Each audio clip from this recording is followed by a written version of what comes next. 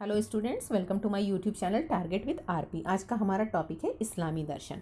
मध्यकालीन युग को मुस्लिम काल के रूप में जाना जाता है तथा इस्लाम दर्शन को मुस्लिम दर्शन या अरब दर्शन के नाम से भी जाना जाता है। यानी आप इस्लामी दर्शन को मुस्लिम दर्शन या अरब दर्शन के नाम से भी पुकार सकते हैं। इस्लाम दर्शन निराकार ईश्वर के उपासक माने जाते हैं। यानी वो लोग इस्लाम दर्शन को मानने वाले ऐसे ईश्वर को मानते हैं जिनका कोई रूप नहीं होता। और इस्लाम दर्शन ना तो किसी कर्मकांड को मानता है, ना मूर्ति पूजा को, और ना ही किसी तंत्र मंत्र को मानता है। उनका मानना है कि ईश्वर एक है, यानी ये एक ईश्वरवाद में विश्वास करते हैं। इस्लाम दर्शन जो है वो एक ईश्वरवाद में विश्वास करता है। इस्लाम दर्शन में ईश्वर को अल्लाह के नाम से जाना जाता है और इस्लाम की जो पवित्र पुस्तक है वो कुरान है। कुरान इस्लाम का पवित्र और मूल ग्रंथ है और इसका आदेश, जो कुरान का आदेश है, उसे सर्वोपरि माना जाता है। यानी कि जो कुछ भी कुरान के अंदर लिखा हुआ है उसी के अनुसार इस्लाम को मानने वाले लोग अपना काम करते हैं। यानी इस्लाम के जो सभी कार्य होते हैं वो कुरान के हिसाब से ही होते हैं। इस्लाम धर्म को मानने वाले अपने सभी कार्य कुरान के हिसाब से करते हैं। इस्लाम धर्म के जो प्रवर्तक हैं वो हजरत मोहम्मद साहब को माना जाता है, जिनका जन्म 570 ईस्वी में सऊदी अरब के मक्का शहर में हुआ है। यानी कि जो इनके इस्लाम धर्म के प्रवर्तक हैं हजरत मोहम्मद साहब, इनका जन्म मक्का शहर में हुआ है। इसीलिए जो इस्लाम धर्म को मानने वाले हैं, इस्लाम धर्म के जो अनुयायी हैं, वो मक्का शहर को बहुत ही पवित्र स्थान मानते हैं और हर साल हज करने के लिए मक्का शहर में जाते हैं। यानी इस्लाम धर्म में मक्का शहर को सबसे ज़्यादा महत्व दिया गया है, सबसे ज़्यादा पवित्र माना गया है और वहाँ पर इस्लाम धर्म के जो अनुयायी होते हैं हर वर्ष हज करने के लिए जाते हैं। इस्लाम धर्म एक ईश्वरवाद सिद्धांत पर आधारित है, यानी ये केवल एक ईश्वर को मानता है और इसके अलावा किसी और देवी देवता की सत्ता को स्वीकार नहीं करता, यानी किसी और देवी देवता को नहीं मानता है। दूसरा, इस्लामी दर्शन की ये विशेषता है कि ये मानता है कि ईश्वर, मतलब इस्लाम दर्शन ईश्वर के पैगंबरों में विश्वास करते हैं। यानी इस्लाम दर्शन ये मानता है कि जो ईश्वर के संदेश होते हैं वो इस धरती पर पैगंबर लेकर के आते हैं। यानी अगर किसी इंसान को ईश्वर का कोई संदेश देना होता है तो जो ईश्वर होता है वो पैगंबर के जरिए पैगंबर को भेज करके अपने संदेश लोगों तक पहुँचाता है। इस्लाम धर्म में जो आखिरी पैगंबर थे वो मोहम्मद साहब को माना गया है और मोहम्मद साहब के बाद इस्लाम दर्शन दो भागों में बंट गया। मोहम्मद साहब के उपरांत ये दर्शन दो भागों में बंट गया। एक बन गया शिया वर्ग और दूसरा बन गया सुन्नी वर्ग। इस्लाम दर्शन में जो 5 प्रमुख क्रियाएं हैं वो बहुत ही महत्वपूर्ण मानी जाती हैं। इन 5 प्रमुख क्रियाओं को 5 स्तंभ के रूप में जाना जाता है और इस्लाम धर्म को मानने वाले इन 5 क्रियाओं को बहुत ही महत्व देते हैं। ये 5 क्रियाएं कौन कौन सी हैं? कलमा, रोज़ा, नमाज, हज और ज़कात। यानी इस्लाम धर्म में ये 5 क्रियाएं बहुत ही महत्वपूर्ण मानी जाती हैं और हर इंसान के लिए इसे जरूरी बताया गया है। इस्लाम धर्म में जो मध्यकालीन शिक्षा जो थी, इस्लाम धर्म के अंतर्गत मध्यकालीन जो शिक्षा थी वो भारतीय इतिहास में शैक्षिक दृष्टिकोण से बिल्कुल अलग थी।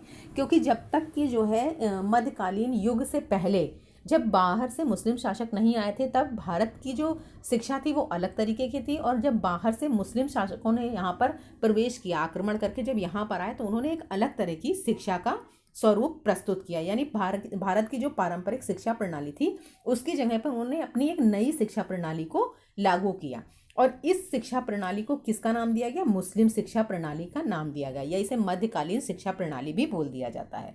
इस प्रणाली का सबसे मुख्य, मतलब इस शिक्षा का सबसे मुख्य उद्देश्य क्या था? इस्लाम धर्म का प्रचार और प्रसार करना। यानी जो बाहर से मुस्लिम शासक आए थे वो ये चाहते थे, जब वो भारत में रहने के लिए आए तो उन्होंने शिक्षा के माध्यम द्वारा अपने जो धर्म का था वो प्रचार और प्रसार किया। वो इसलिए किया जिससे वे भारत में टिके रह सकें, यानी अपने साम्राज्य को मजबूत बना सकें। मध्यकाल को इस्लामी शिक्षा का स्वर्ण काल कहा जाता है। बिल्कुल सही बात है, क्योंकि मध्यकाल के समय में जितने भी शासक थे उन्होंने इस्लामी शिक्षा पर बहुत ध्यान दिया, बहुत बल दिया और हर तरीके से इस्लामी शिक्षा को सपोर्ट किया। इस शिक्षा का मुख्य आधार धर्म था। इस्लामी शिक्षा सदाचार की प्रणाली पर आधारित है और ये शिक्षा आध्यात्मिक सुख के साथ साथ भौतिक सुख का भी ध्यान रखती है। यानी इस्लामी शिक्षा का ये मानना है कि आप आध्यात्मिक सुख के साथ साथ अपने भौतिक सुख को भी ध्यान रखो। यानी कि अगर आप इस दुनिया में रह रहे हो, आप ईश्वर की इबादत करनी है, आपको रोज़ा रखना है, आपको नमाज पढ़नी है, तो आप वो संसार में सभी लोगों के साथ रह करके उस चीज़ को करो।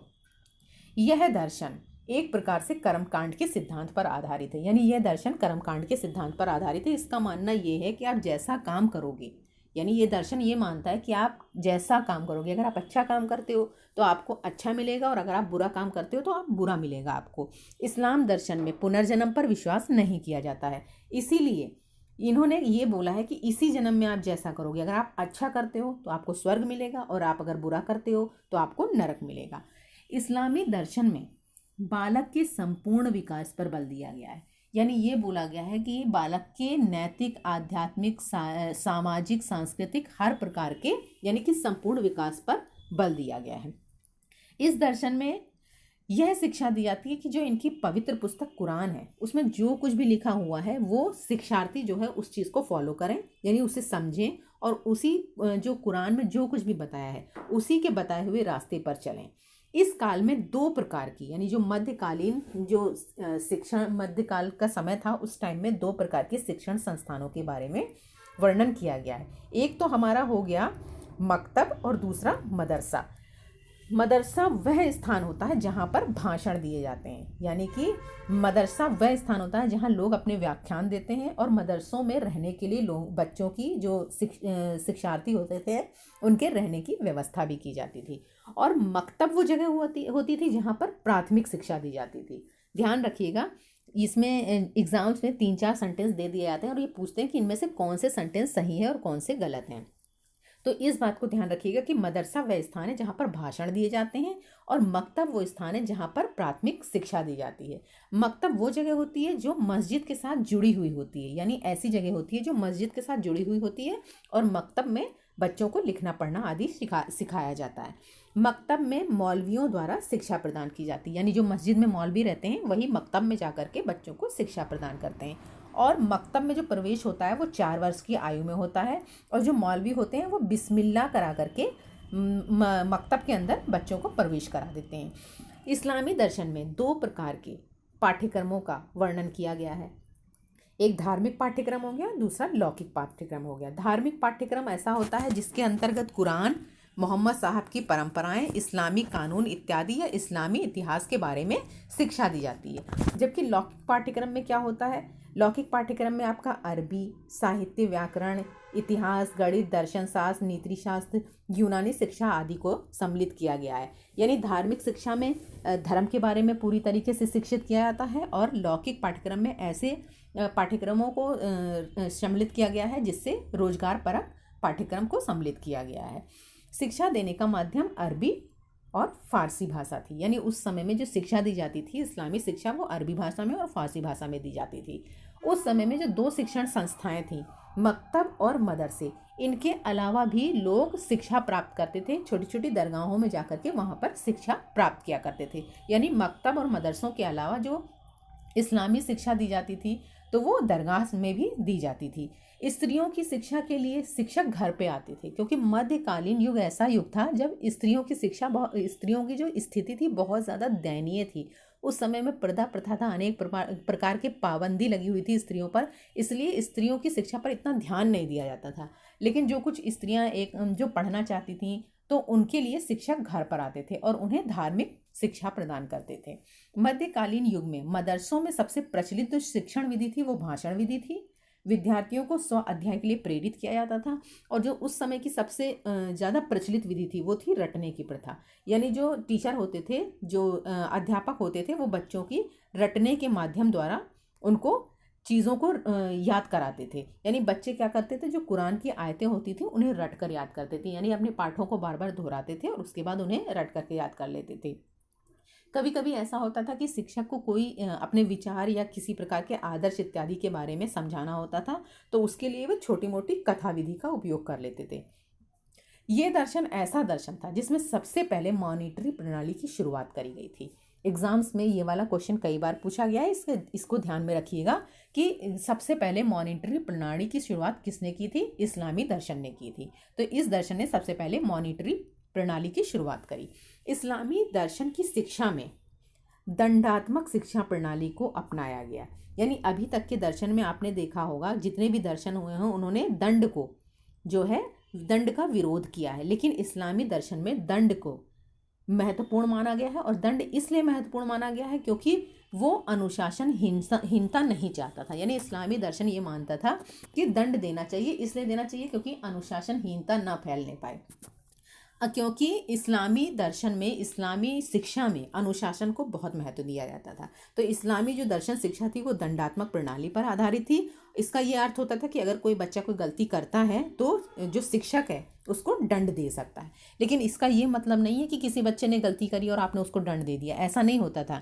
पहले ये होता था कि शिक्षक उसे समझाता था, लेकिन अगर वो तब भी नहीं मानता था, उसके बाद वह उसे शारीरिक दंड दे सकता था। इस्लाम धर्म में अनुशासन को बहुत महत्व दिया जाता था, इसीलिए दंड को भी महत्व दिया जाता था। लेकिन ये था कि अगर कोई बच्चा अच्छा काम कर रहा है, यानी अच्छे आचरण कर रहा है, तो उसकी प्रशंसा भी होती थी। यानी शिक्षक जो होता था वो अच्छे बच्चों की प्रशंसा भी करता था। और अगर कोई बच्चा कोई अनुचित आचरण कर देता था तो पहले उसको समझाया जाता था, लेकिन समझाने के बाद भी वो नहीं मानता था तो शिक्षक उसे फिर शारीरिक दंड दे सकता था। इस प्रकार का दंड का मतलब यही होता था कि मध्यकाल में इस प्रकार के दंड की वजह से ही किसी भी प्रकार की कोई अनुशासनहीनता देखने को नहीं मिली, क्योंकि इस्लामी दर्शन अनुशासन को बहुत महत्व देता था। तो ये था आज का हमारा टॉपिक, इस्लामी दर्शन।